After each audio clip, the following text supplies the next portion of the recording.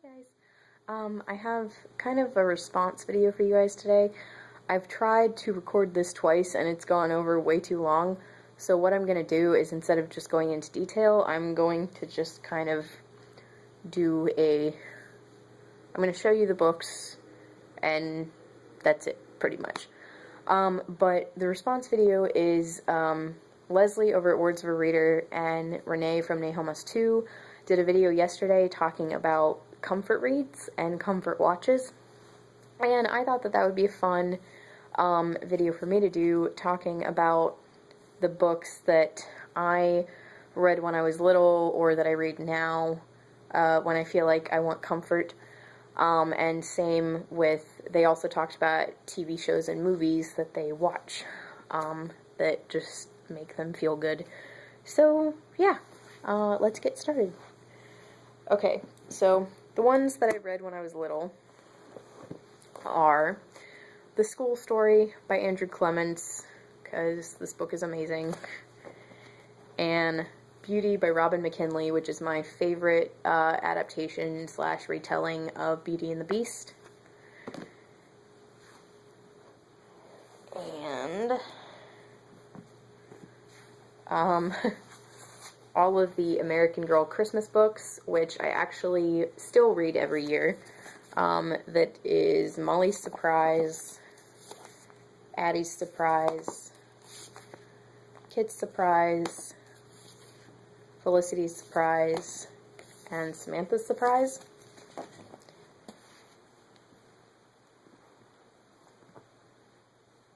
And when I got older, when I was in kind of middle school, early high school, I read The English Garden, which is a collection of 4 novellas by 4 different authors that are Christian romance stories. And these are just very sweet and fun, and they're set, each one is set in a different time and place, which I really love because the history nerd in me just thought that was awesome.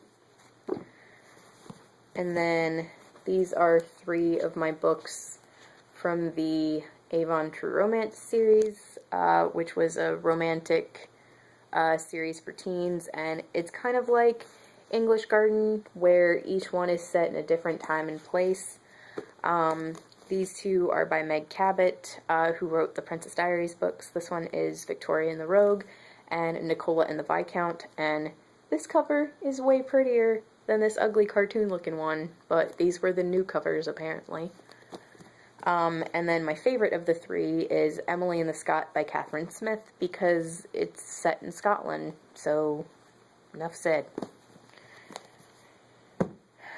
And then, ones that I kind of, they just recently became comfort reads for me are Anna and the French Kiss and Lola and the Boy Next Door, both by Stephanie Perkins, which Isla and the Happy Ever After is coming out, or Happily Ever After, I think it's Happily Ever After, is coming out on Thursday, and I'm so excited about that book.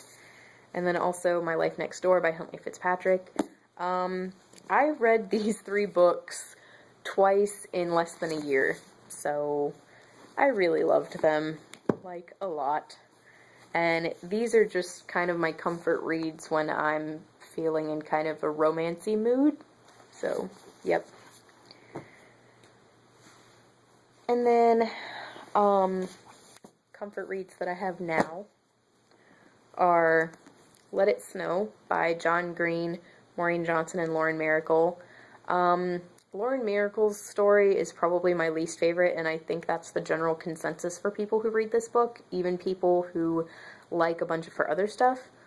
But the book overall is very sweet and endearing and funny, and I love how all of the stories they're in chronological order, and all the characters connect, and then it's all tied up at the end, which I thought was really cool.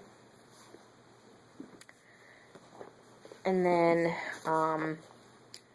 Love from London and Lessons in Love, both by Emily Franklin. These are books 3 and 7 in the Principles of Love series, and I love this series of books. And These are books that I read when I want to read about a confident heroine, I guess, because the main character in this is so cool, and she's the kind of girl that everybody wants as a best friend, or every girl would want as a best friend, and the pop culture references in this are fantastic, and just, these are excellent. I like them quite a lot. And then we have some that just recently became comfort reads for me, again, and that's Fangirl by Rainbow Rowell, because this book, I pick up this book just to read certain chapters in it. Like, I'm about to go to bed and I'm like, I want to read a chapter of Fangirl. So, yes. And Stardust by Neil Gaiman and Night Circus by Erin Morgenstern.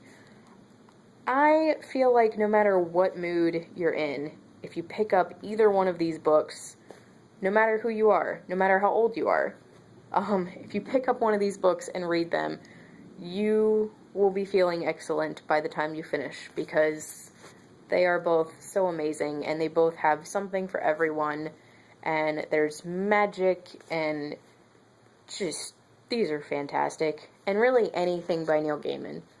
Just anything. Absolutely. The man is a genius.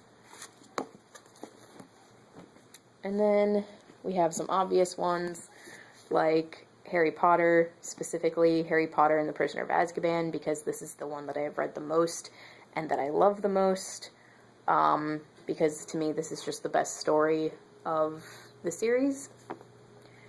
And any Shakespeare, but specifically this is Twelfth Night, but I just picked this one because it's the one I saw. But really, any Shakespeare. Anytime I need a pick-me-up and I want to read something funny, light, with witty banter, Shakespeare. Not his tragedies, just his comedies. Don't try to read a Shakespeare tragedy when you're trying to make yourself feel better, because that ain't gonna happen. Anyway, and last, but certainly not least, Sense and Sensibility by Jane Austen. And again, really any Jane Austen, but specifically this one, because it is my favorite book of all time. No matter what mood I am in, if I pick up this book, I will be smiling, and I am just transported into this beautiful, beautiful time with these fantastic characters. This book is funny, romantic, it will make you laugh, cry, everything. Everything. This book is amazing. Okay, so, those are my comfort reads. And for my comfort watches, that's what got me in trouble time-wise last time, so I'm going to try to make this quick. But basically any romantic historical fiction. Any kind of Jane Austen, any BBC period dramas, really. I also have some guilty pleasure stuff, which is Hazard of Hearts and Ghost in Monte Carlo, which are cheesy romance movies from the 80s. Same with The Glass Virgin. That's a cheesy romance movie from the 90s. Those are excellent and fantastic. Hazard of Hearts, I sometimes watch twice in one day because I love it so much. North and South, the miniseries, that's fantastic. Not the Civil War one, the Elizabeth Gaskell one. What else? Any of the Harry Potter movies, the TV show Elementary, any, BBC kind of Agatha Christie mysteries, specifically the newer Miss Marple and the newer Poirot ones. Well, I guess Poirot, there really hasn't been any other Poirot, but yeah, Poirot and Miss Marple. And also Rosemary and Thyme, which is not Agatha Christie, but it is a BBC mystery show. I think I already said Elementary. The Painted Veil, and The Illusionist, both with Edward Norton, because he's amazing. Jane Eyre, specifically of the 3 versions I have. I love all 3 of them, the 44, the 2006, and the 2011, but specifically the 2011 one is the one I go to, because Michael Fassbender, that man, oh my gosh, he he has stolen my heart, hands down. He's just amazing. He's fantastic. And again, like I said, any of the sort of historical romantic fiction, but with the Austens, specifically the 2008 Sense and Sensibility and the 2009 Emma, because both of those are phenomenal. And again, I probably watch them a couple times a month, maybe. Yeah, so they're just awesome. And okay, this last one is probably going to sound... Oh, Doctor Who. I forgot to mention Doctor Who, because Doctor Who is a duh. And then I also have some favorite movies that I watch all the time, like Divergent is a recent one that I just watch all the time, and stuff like that. I think I said Harry Potter, obviously. And the last one, again, gonna sound kind of weird, but Game of Thrones Season 1, there are certain parts of that show where I'm like, yes, this is making me feel good. And it's like, why? It's all violent, which is true.